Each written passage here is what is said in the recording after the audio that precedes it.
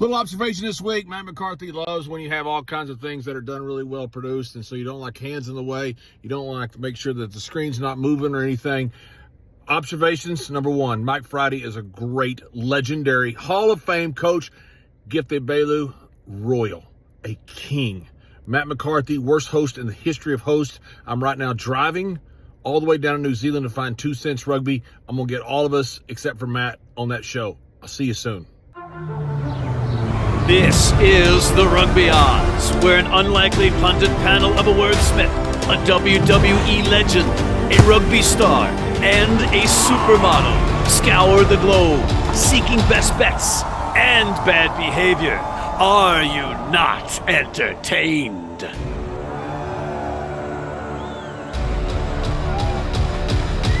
Thank you. But no, I can't take applause this week because I absolutely suck. But I'm not alone. I have a team. And if you look in the sponsor opportunity green room, you'll see John Bradshaw Layfield, the WWE Hall of Famer turned rugby advocate. Is he here or not? And King Gift Egbelu, the inventor of words. Mike Friday, the world-renowned sevens coach, and Irish rugby legend George Hook.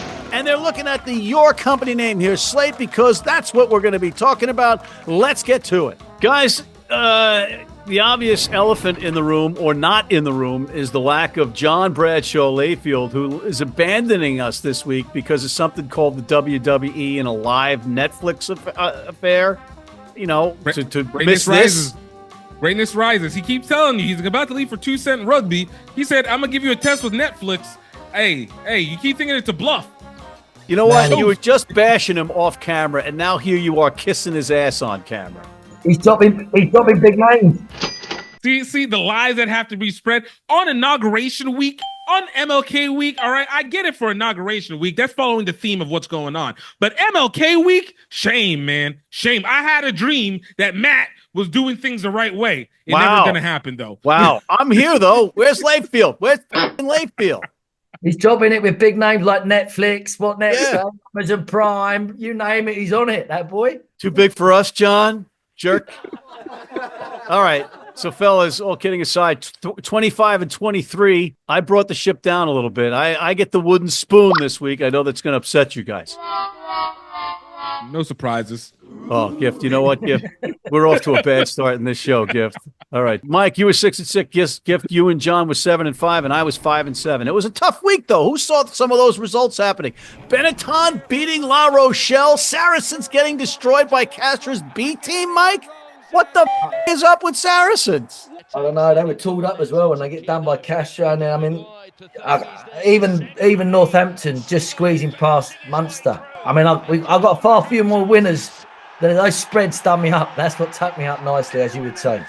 Well, you also were spot on about Sale, but it didn't look that way in the first half. It was just ended at 7-0 with the return of George Ford, right? But then, as you say, Toulon kind of just went away in the second half. They weren't putting all their starters in, but Sale looked good in that second half. Yeah, it was cold up there as well. Yeah, you covered that one. So let's talk about any observations, Gift. Why don't we lead off with you? All I can say is if you have 0 South African teams in your postseason, it probably is a strong indictment of what they think about your competition. Because even if they're going to the Challengers Cup playoffs, I mean, the Bulls, the Sharks, and the Stormers all went. No, nobody cared.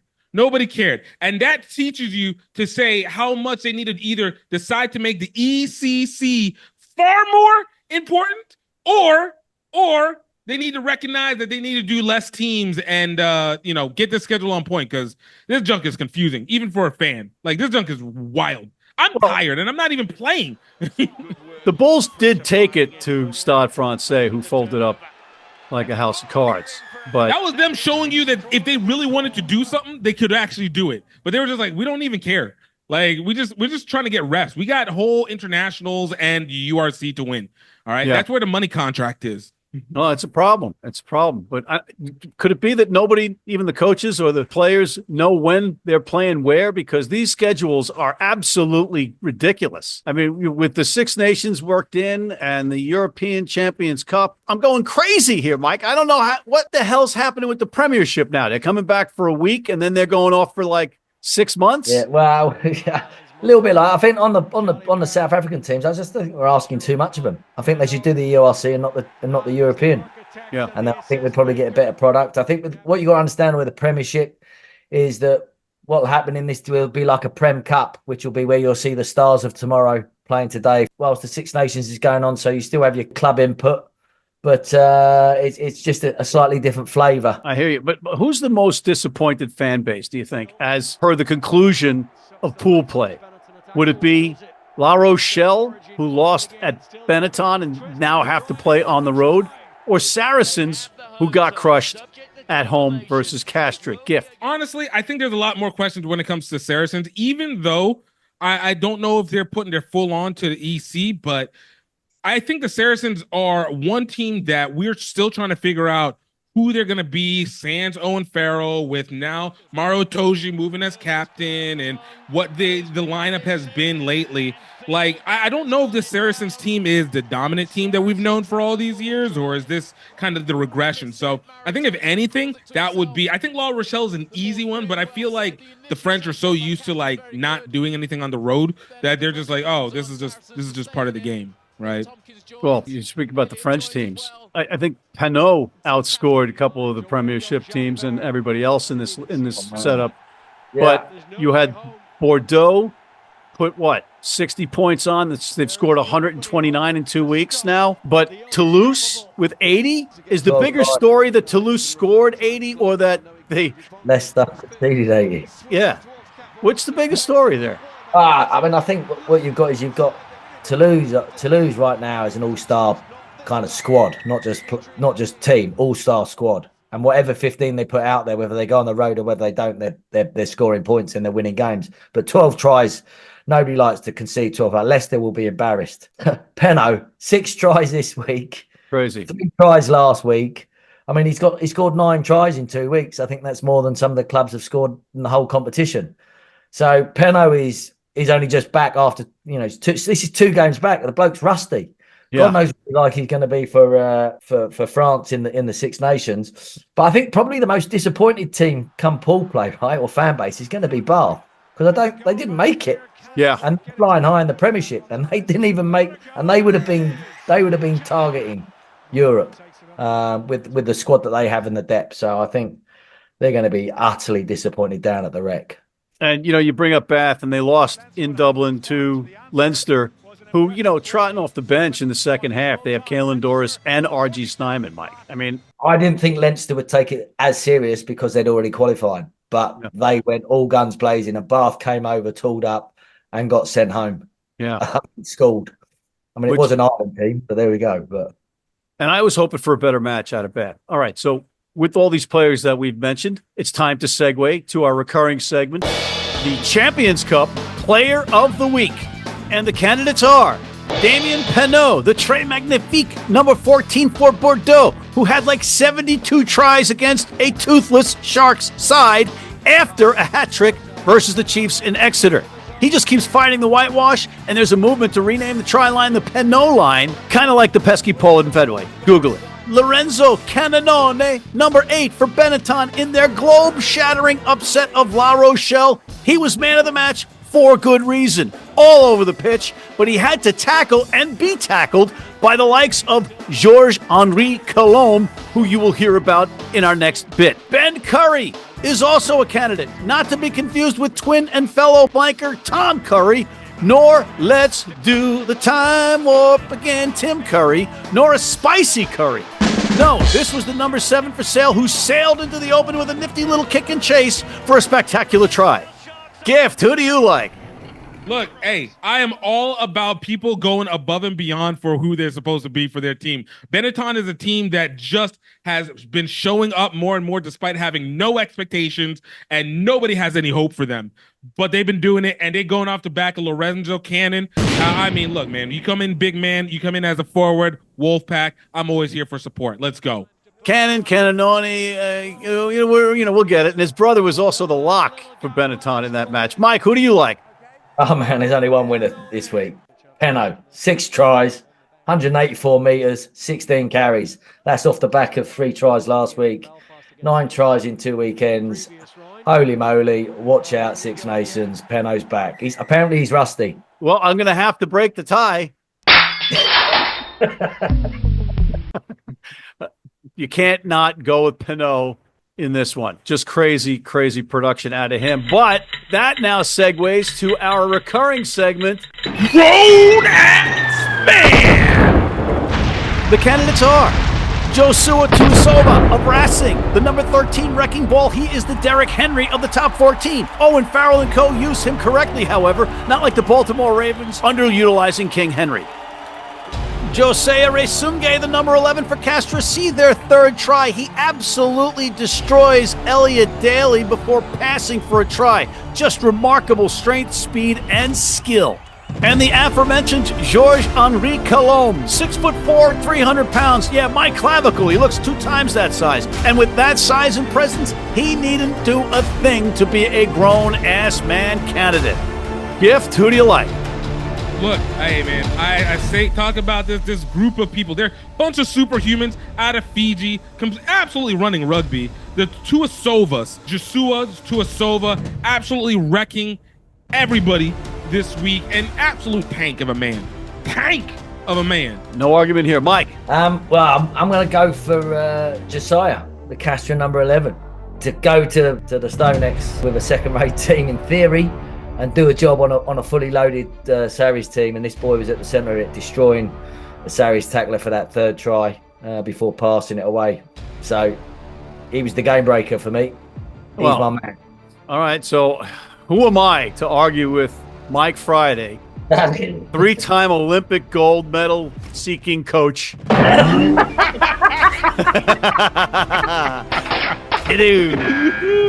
Ouch. And I'm going with Reisuke. Is this week's grown-ass man. On that note, we got to take a break. We'll be back after George with you guys and a commercial. How you doing? I'm Jim Hamilton. I'm at the Pig and Whistle. I'm at the famous Pig and Whistle. Look, I've got my rucksack on. I'm a well-known man around the world as one of the best rugby players to have ever played the game. No, I'm not. It's a lie. But we've got Paul O'Connell's montage on the wall. I've heard a lot about this place, and I'm here. Make sure, though, that you come here, but you also tune in to Rugby Wrap-Up. If you're in New York City and want to watch some great rugby, have some great food, and some great times, go to the world's best rugby pub, the Pig and Whistle on West 36th Street. And we're back with George Hook in our recurring segment, Headlines with Hook. Before we get to the headlines, George, how are you? Hey, I'm good, and we've got headlines. I mean, for an American audience, there's a lot happening in Europe that actually has stuff that Americans really enjoy, because sport is becoming like the way American sport is. So I think they like it. Well, George, people on your side of the pond watch and listen to this show as well, so we're not just catering to the Yanks here. But anyway, first headline, Ringrose on the wing for Barrett. Is this blasphemy, George? Well, I coached Ringrose's dad, okay? And I'd say dad is very unhappy, whatever about son, because this affects Ringrose in the context of Ireland, number one. Number two, he looked very unhappy on the wing. I thought he defended badly, particularly for the first try. Like, if you've got a creative guy like Ringrose, you want to play him, the modern game requires Henshaw to biff, bang, wallop up the middle. So there isn't space for two creative guys. You know what I mean? So therefore, he's got a problem. He's got a great problem, really, in one way. You mean Leo Cullen has a great problem? Yeah, sorry. Yeah, he has. It's a super problem. I mean, Barrett is the business. If I was Cullen, I'd be picking Barrett. He's got Keenan at fullback, for crying out loud. Where does he fit Barrett? And he's fitting him in the only place he can. But that's not good news for Ringrose. I'm not happy about it on a personal thing, because I'm obviously know his father very well, and I know the young man. He'll struggle on the wing. There's no doubt in my mind he'll struggle on the wing. Well, you don't know whether to come up or stay back, or as a center, you're just firing away. Yeah.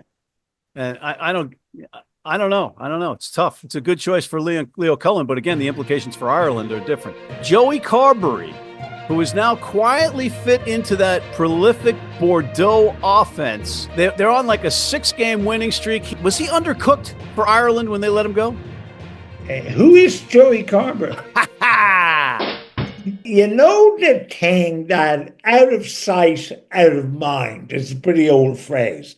Carberry is suffering from the out of sight, out of mind syndrome. Remember, we've got Prendergast at Leinster. We've got Crowley at Munster, who actually had a good game this weekend.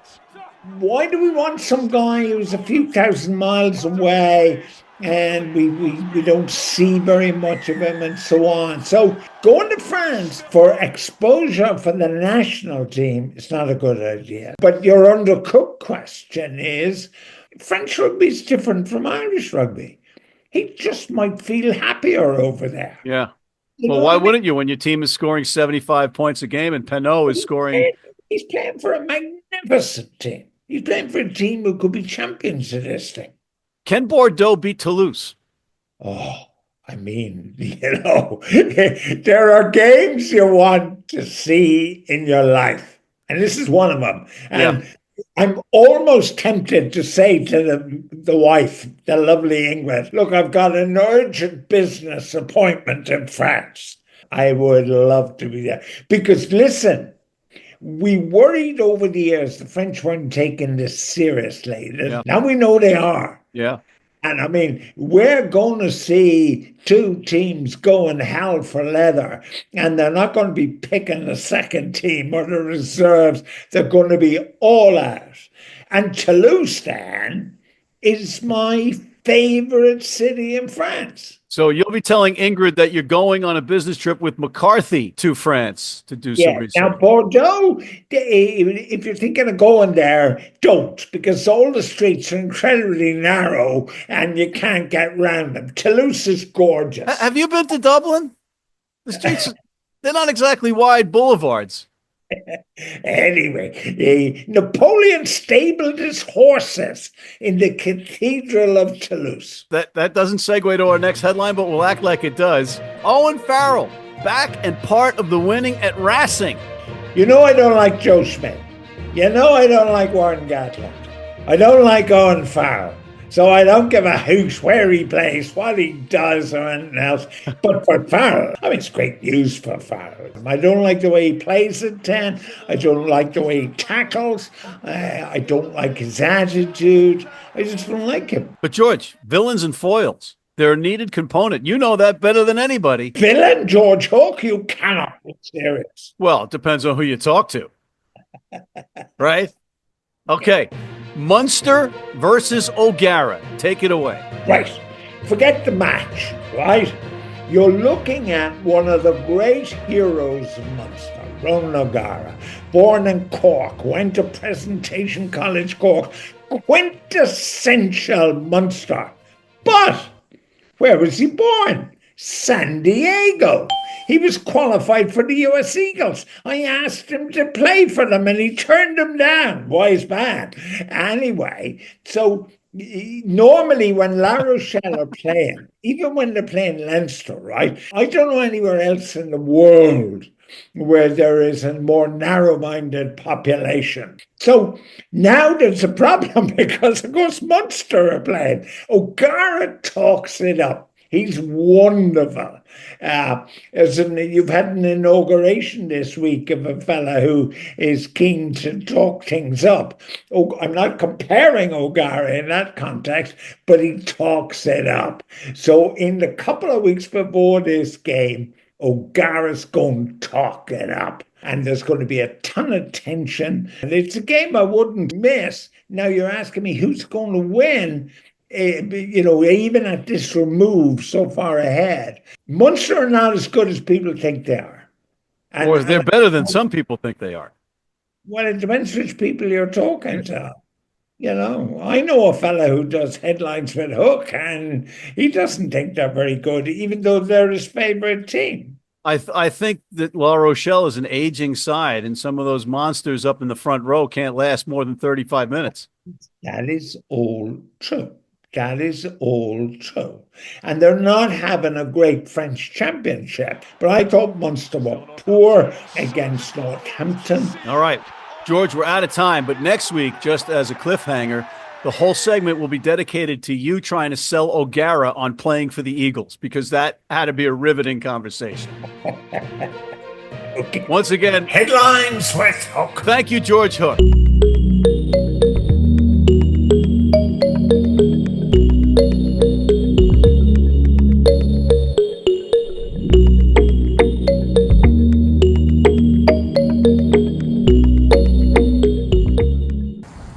Folks, thanks for stopping. Sir, you're French. Miss, you are Scottish. Miss, I'll start with you. What do you think of John Layfield? John Layfield, he sucks. Sir? Layfield sucks. You need your cleats? You need them tomorrow? If you order today by 3 p.m. New York time or noon LA time, they can have them to you tomorrow. Young, old, male, female, if you're playing on turf, if you're playing on grass, if you're playing in the rain, you're playing in the heat, they've got you covered. RugbyNow.com. Go there now. And we are back, and gentlemen, it's time to make some picks. We'll start with the URC, and we'll start with you, Mr. Friday. Yeah, right. So I'm going with the fact that I think Benetton will lose a lot of their Italian players to Six Nations training week. So I think Ospreys only lose 2 or 3. So I think Ospreys to win. Are they going to be playing with Canadian players instead, or who's this? The Benetton mob? Yeah, Who knows? Okay. I mean, who knows? But hopefully they won't be playing with their Italian. Who's asking? players. Yeah, exactly. I'm going for the Ospreys. They'll be without their 2 or 3 players, and I think they'll win, and they'll win by more than 8.5. Wow, that's a gutsy call. I completely disagree with that call. Gift? Look, we're back in a competition that South Africa gives a crap about. So I expect South Africa to step up again. You know, they got a break last week from not playing anybody, minus the Bulls. The Bulls just wanted to prove that they could do anything in it. And but look, I'm looking at Sharks going up to Cardiff. We know what's going on with Wales. Wales doesn't have a chance in this. Even if the Sharks are on the road, I do expect the Sharks to be fully loaded up. Sia Khaleesi, good to go. Esteban, good to go. Everybody good to go. 8.5 points, I think, is going to be too little on this one. Okay. I'm going to go with Munster on the road, going to play Dragons. I don't think the Dragons have any shot at beating Munster. I think Munster covers the 7.5. And this is what John thought. Bath got boat raced last week. Them boys got whooped. Give me them to snap back, just like Sarries is going to do. Give me Bath, the Premiership pick. All right, now we're moving on to the Premiership, fellas. And you know, I'm not going to get into the scheduling, but I think they're off. They're playing this week, and then they're off until next June. But we're not going to get into that. Mike, who's your Premiership pick? Yeah, again, I think the EPS players won't be playing. They'll be in training camp. So I'm going to go for Harlequins to beat Northampton and cover that 3.5. They lose Marcus Smith, but they've got a great deputy in Jared Evans, whereas Northampton will lose their halfbacks in Alex Mitchell and Finn Smith, who make that team rock and roll. So Quins to win and cover the 3.5. Gift. Well, look, this past week, the Saracens got absolutely tuned up, and I think that they need to be able to kind of settle down and refigure their place. And everybody knows when you go against Exeter, you basically are guaranteeing your win at this point in time. Whenever you say chief, they really just mean the chief of diseases. Just get rid of them. So look for the Sarries to be able to cover this one. 2.5 points. Again, too small. Like, the underestimation here is just disgusting. The expectation that the Chiefs are going to be some level of competition is wild. But look for the Saracens to absolutely show that Vegas is stupid and get your money's worth. You took my pick. You took my pick. This is how the Exeters feel every time somebody goes against them. You took another piece of our field. You took our innocence. I thought that we were friends. All right, Gift's mic has been muted, Mike. While I make my pick, I'm looking at Bath to rebound against Sale. Sale got the big win, but Sale, you know that Finn Russell's going to be available, right? So maybe he gets if he's in the lineup, then Bath's got a shot and maybe make up for that loss last week. And here's what John thought. Bath got boat raced last week. Them boys got whooped. Give me them to snap back, just like Sarries is going to do. Give me Bath to Premiership pick. Let's take a quick commercial break and come back with our picks of the week after this. From New York City comes America's longest running and most popular rugby show. The biggest names in Major League Rugby, MLR highlights, and big match previews. Rugby Wrap-Up presents MLR Weekly, made in New York City. Hey, U.S. fans, you can tune into every match live on Flow Rugby. How do we know that? Because we're on there all the time. And we are back, and it's time for John Bradshaw Layfield's favorite part of the show, Picks of the Week, Johnny. Mike, who do you like? Right, I'm gonna veer away from the top 14 like I normally do. Although I will tell you, Whoa! My pick would be Stade Francais away, but I'm more interested in the Premiership this week, and I'm more interested in Newcastle going away to Bristol. Bristol given a 20.5 point spread. Woo! I think Newcastle may not win, but I think they definitely don't lose by 20. So I'll back Newcastle there. Boulevard of Broken Dreams is littered with people that pick Newcastle on the road, Mike. I'm just saying. There's always a first time. There's always a first time. All right. The luck of Mike Friday might shine on Newcastle. Gift, who do you like? Look, man, I'm going to be jumping back into the URC and focusing on the only South Africa versus South Africa match that's happening this week. And we're going to be looking at the Lions versus the Blue Bulls. As you know, Matt, I know you look at that as this long distance drive, that 7 hours from Pretoria down to Durban. But the Blue Bulls are going to be able to show that they're not blue balls and they're winning to win in the URC. They got the win last week. They're going to tune up the Lions again this week. And don't think that the Lions are not going to choke, because for some reason they get the yips against the Blue Bulls, because I think they got the blue balls on the Blue Bulls. Oh my God. Oh, that was just all that was a build-up for that ridiculous pun. That's all that was. Ridiculous. All right. Here's John's pick. Saracens looked awful last week. Give me them in the bounce back spot. Give me Sarries for my pick of the week. And 2 cents rugby.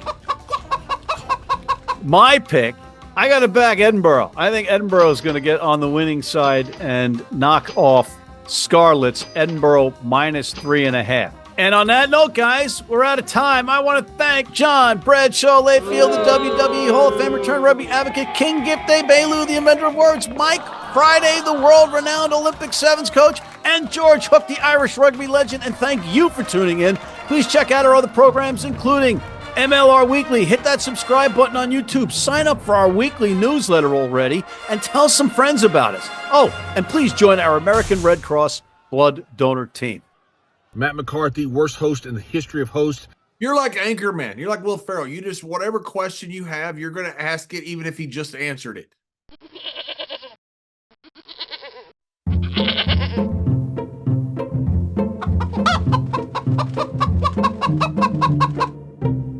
Wrap it up.